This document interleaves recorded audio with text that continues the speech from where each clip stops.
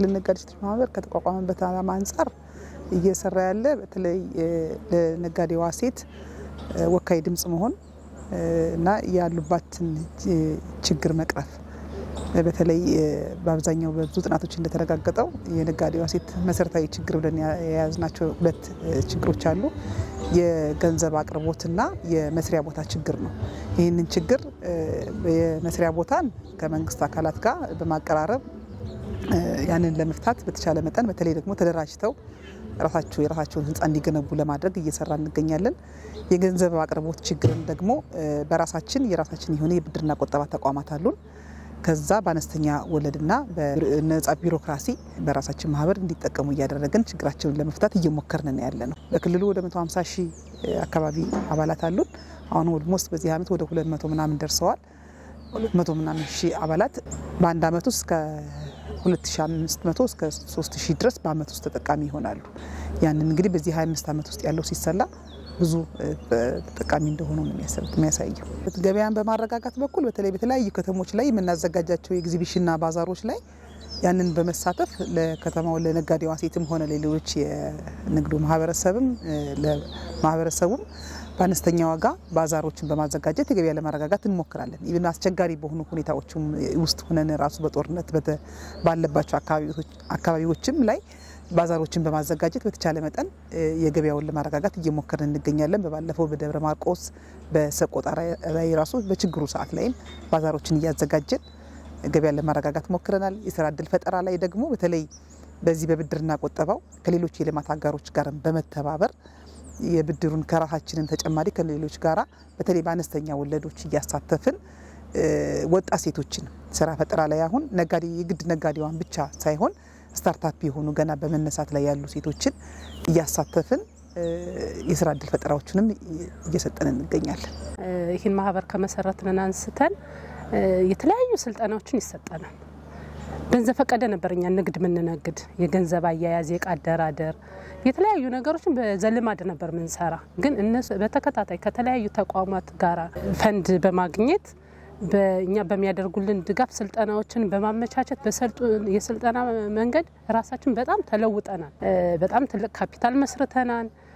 ቦታ ተፈቅዶልናል 5000 ምናምን ካሬ። ያው በአሁኑ ሰዓት አልተረከብነውም እንጂ እሱን አስፈቅደን ማረጋገጫ ደብዳቤው መጥቶልናል። እንዲሁም ደግሞ በውስጣችን ሰራተኛ ቀጥረን የብድር አገልግሎቶች ለአንዲት አባል ከ150 እስከ 300 ሺህ ድረስ በማበደር ላይ እንገኛለን። የተለያዩ ስራዎችን እየሰራሁ እኔ አሁን ተለውጫለሁ። ቤተሰብ አስተዳድራለሁ፣ ራሴን እመራለሁ። አሪፍ አቋም ላይ ነኝ። በጣም በከተማችንም ይሁን በሀገራችን ብዙ የስራ አጥ ተምረው የተቀመጡ ብዙ ስራ የሌላቸው እህት ወንድሞች አሉ። እነዛን ስራ አጥ በስራ አድርጌ ማሰልጠን ነው የምፈልግ፣ ማሰልጠኛ መክፈት ነው የምፈልግ።